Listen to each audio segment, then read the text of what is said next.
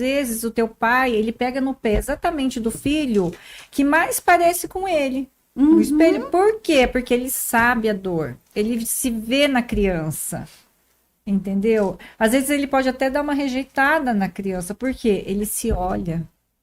E aí, quando ele olha o filho, ele fala, meu Deus, né? Ou ele vê a dor, ou ele fala assim. Ou ele rejeita. Ou ele rejeita por quê? Porque eu não sou bom o suficiente, eu sou um lixo, vamos colocar assim, não tenho amor próprio, eu olho pro meu filho também não é. É igual. E rejeita. É igual a mim. Você tá entendendo? E essas coisas é legal trazer para as pessoas poderem entender isso, o quanto é importante.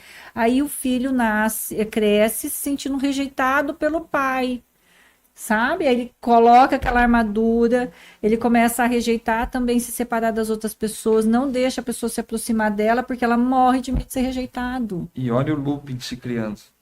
Aí essa criança vai fazer a mesma coisa se não se tratar. Exato. E aí vai continuando. Você viu que interessante esse tema? Meu Deus, profundo. Profundo. E foi de uma coisa tão, né? Simples, né? Simples. E às vezes eu pergunto assim para os meus clientes, nós precisamos acessar sua criança interior para aprender, né? Em que momento você acessa a sua criança interior, Anderson? Eu tive um momento muito bom de acessar a criança interior, mas foi assim, um momento em que estávamos nós lá, seguro, você fez de tudo para que permitisse que essa criança viesse à tona. Então. Se não houver segurança, ela pode até vir, igual o caso da Beth. Só que ela vai vir para fazer pirraça. Ainda bem que todos que estavam envolvidos falaram, opa, aconteceu alguma coisa aqui que não é o normal, vamos avaliar. Mas é aquilo que eu volto a dizer, aquilo que, né? Todo mundo tem, né? Todo mundo. Igual aquilo, se eu não tratar isso como realmente tem que ser, eu vou achar que é normal. Eu não gostar da Fábio, não gostar da Beth, não gostar do Juliano, daqui a pouco eu não gosto de ninguém. Eu me excluo, vivo só no meu mundo. Vira uma bola de neve. Não tem tratamento, ninguém entende, ninguém consegue ajudar. E ao passar do tempo eu estou deprimido. Exatamente. Porque é o caminho mais lógico do negócio, né? É a gente acabar, porque a gente vai adoecendo. Vai adoecendo. E a gente traz esse tema, né? A gente começou na brincadeira. Mas, ó, o Ju já acessou, a Beth trouxe as coisas, eu trago. Gente, a minha criança, coitada. Ela tá mais acessadíssima. Eu tenho muita criança aqui ainda. Para trazer à tona. Exatamente. Mas o interessante é que às vezes a pessoa não tem noção de que a grande maioria das suas feridas, a grande maioria, não estou dizendo que são todas, né? Que a gente tem alguns processos também na fase adulta. Mas a grande maioria de tudo que está acontecendo na nossa vida hoje vem da infância. Reflexo. Né? É como a gente foi educado, que a gente ouviu dos pais. A questão da escassez, com todo mundo que a gente conversa, você traça uma linha, né? Aquela coisa de dinheiro não dá em árvore.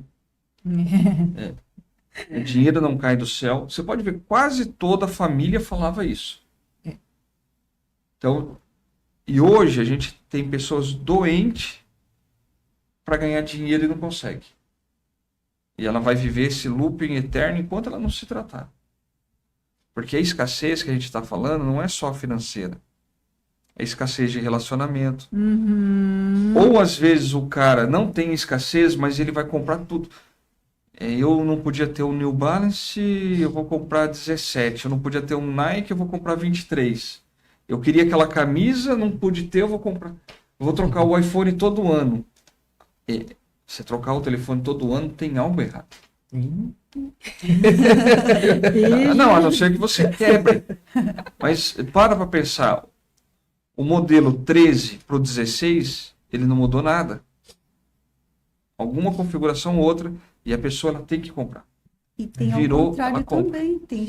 Conheço pessoas, tá?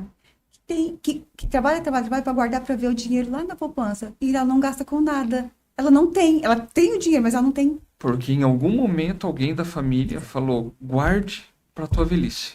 Então, E às vezes a pessoa nem chega a ficar velha. exato. E também não viveu a vida que Então, teve. onde que ela ouviu isso? Dentro de casa, na sua infância. Porque a gente constrói nossa personalidade dentro da nossa casa. Não estou dizendo que todos os pais fizeram isso, não. Mas nós temos nossa maneira de ver o mundo como criança. Temos a maneira de receber. E na minha casa, são 10 filhos. Meu pai e minha mãe só eram os 2. E como que esses 10 filhos foram criados? A mãe nunca vai ser a mesma para o mesmo filho, para o outro filho. Então, são maneiras diferentes de tratar um, tratar o outro, tratar o outro. E dentro da minha casa, a minha irmã mais velha tem idade para ser minha mãe. E a mais nova para ser minha filha. Então, é bem diferente. E a educação foi igual para todos, diz ela, né? Mas não é igual para todos. Cada um recebe de uma Não tem nem maneira. condições disso Não tem acontecer, né? condições, exatamente. Hoje a gente, adulto, entende isso, que não tem condições. Exato. Então, assim, pode ter acontecido alguma coisa na minha infância que eu vi meus pais talvez fazerem para os meus irmãos que eu não recebi, que causou isso na minha sala de aula, com a presença da Fabi, com a euforia, com a alegria dela? Pode. Mas eu não me lembro. Eu só me lembro do sentimento que eu vi, que eu senti ali, o Juliano dando atenção para ela, cuidando dela. E tava de costa, né? E eu falei, meu Deus, eu tô dando tudo para ela. Roberto, interessante você falar, eu acho tão interessante esse contexto, que antigamente a gente tinha 10, né? Meu pai é caçula de 12. Olha lá. Então, assim, nem foi criado pela mãe, foi criado pelos irmãos. A consideração que ele tem pela irmã é como se fosse a mãe. E, por exemplo, por ser o 12º, e naquela época era muito pobre, né? E tudo muito comum. Às vezes aprendeu a não comprar coisa também, olha a escassez. É passado de um filho para o outro, não sei o quê, nananana. Não tem recebimento. Isso é muito importante na vida, porque para a gente trabalhar a abundância, nós temos que ter esse recebimento.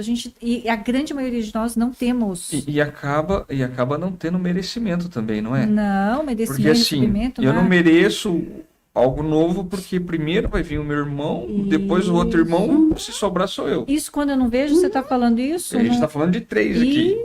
Isso quando eu não vejo a pessoa ficar esperando, né? É. Tipo assim, primeiro o meu irmão, depois o outro. Passa a vida esperando tudo. Exato. Então, tem um trauma lá na infância.